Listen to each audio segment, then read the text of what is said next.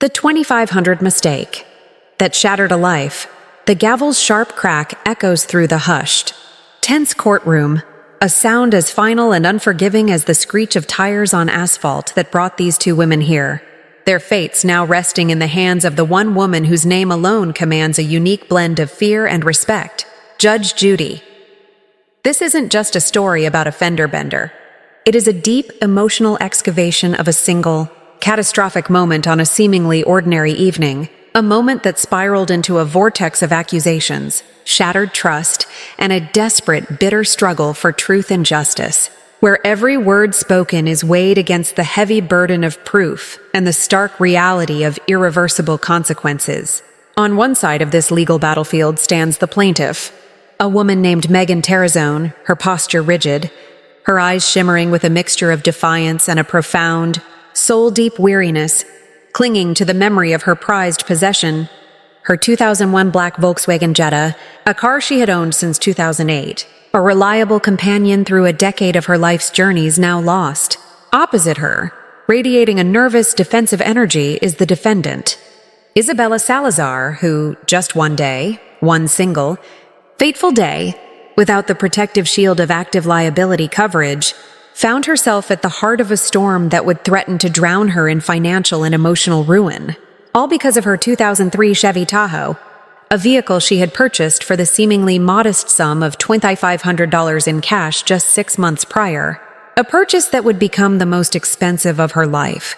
The air is thick with unspoken accusations, the sterile brightness of the television lights reflecting off the nervous sweat on Isabella Salazar's brow, while Megan Terrazone's clenched fists tell a story of simmering frustration that has been boiling for months, waiting for this very day, this very moment, to finally be released. The narrative of the crash itself is a tangled web of conflicting memories, a stark Rorschach test of self-preservation and perceived truth, with each woman painting a picture where she is the blameless victim of the other's reckless behavior. Megan Terrazone paints a scene of clear, logical progression.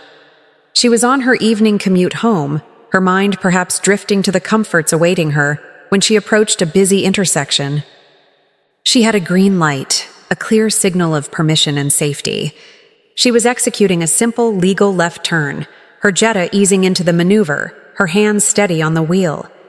She insists, with a conviction that shakes her voice, that Isabella Salazar was in the lane beside her, initially at a complete stop at a red light, a dormant threat.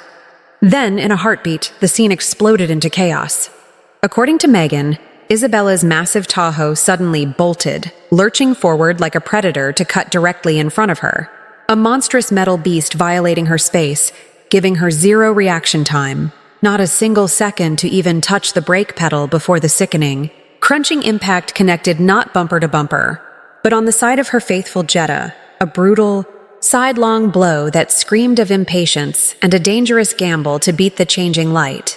But then, Isabella Salazar and her daughter, a key witness whose presence adds another layer of complicated family loyalty, tell a story that is not just different, but a complete photographic negative of the first. They claim they were already securely positioned in the dedicated left-hand turn lane, their intention to turn as clear and established as the painted arrow on the asphalt beneath them. They were not moving aggressively. They were paused, waiting, because the light had turned yellow, and Isabella, portraying herself as a model of caution, had made the responsible decision to wait for the next green arrow, rather than risk a hurried turn. Their world was suddenly, violently shattered from behind.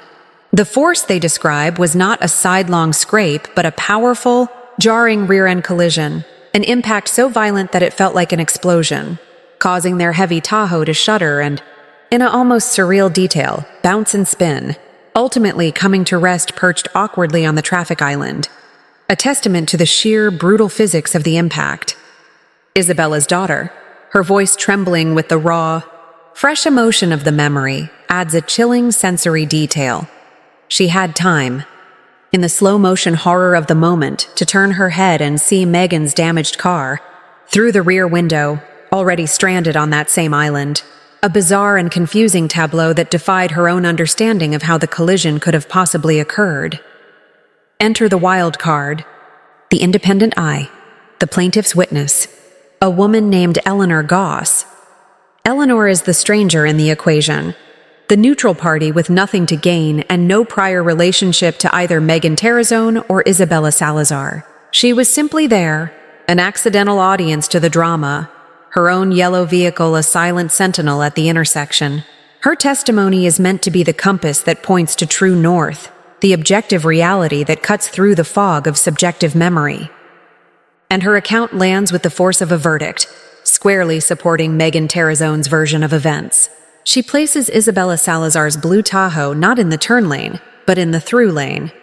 And she corroborates the most damning part of Megan's story: the sudden, aggressive lane change, the cutting off maneuver that directly caused the accident.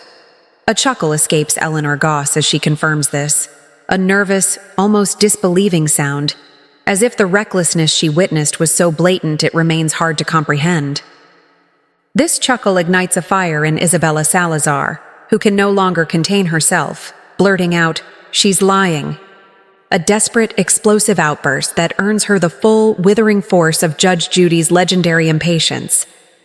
The judge's rebuke is swift and merciless, a reminder that someone who drove even one day without the legally required insurance has voluntarily surrendered a significant portion of their credibility, their voice automatically discounted in the hallowed halls of this particular court.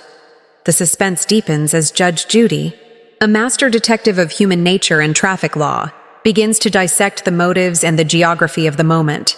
She probes Isabella Salazar and her daughter about their destination, 55th Street West, and their reason for being on that specific road. The daughter explains they were returning home after a monthly ritual, a mother-daughter nail appointment.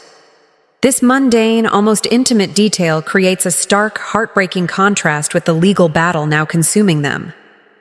Judge Judy seizes upon the logic of the route, confirming that there was, indeed, a valid reason for Isabella Salazar to need to turn left, a fact that makes her claimed positioning in the turn lane seem more plausible.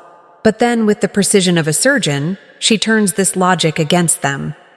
If they had a reason to turn left, why, according to the independent witness and the plaintiff, were they initially in a lane that was designated only for going straight? This is the central, maddening contradiction that hangs over the courtroom, a puzzle with two sets of pieces that refuse to fit together. The visual demonstration with the traffic diagram becomes a frantic, almost chaotic pantomime with the daughter desperately repositioning toy cars, insisting that the diagram is not to scale, that all the vehicles need to be pushed back, that they were not behind Megan Terrazone but in front of her. This assertion creates its own logical black hole, forcing Judge Judy to voice the question on everyone's mind. "So now I want you to explain to me how you had an accident if you were in front of her." "Come on!" The explanation that follows, of being hit, bouncing, and spinning, is met with a skeptical scoff from the bench, a nonverbal verdict in itself. The final desperate act from Isabella Salazar's corner is the mention of a picture, a piece of evidence she believes will vindicate her. But it is too late. The door of patience has been slammed shut with a sharp, "What part of be quiet don't you understand?" leaving her stranded in a sea of doubt, her story fracturing under the weight of its own inconsistencies and the powerful, corroborated testimony of the disinterested witness. Eleanor Goss. Lesson for the listeners and viewers. The tragic collision between Megan Terrazone and Isabella Salazar serves as a stark, unforgettable lesson that extends far beyond the specifics of traffic law or the determination of fault.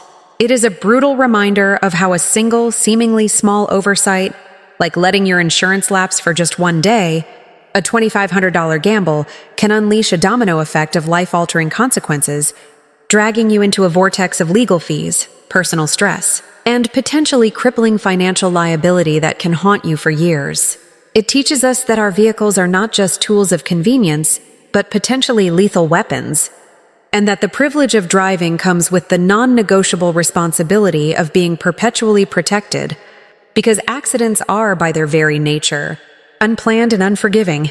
Furthermore, this case highlights the profound importance of credible, independent evidence.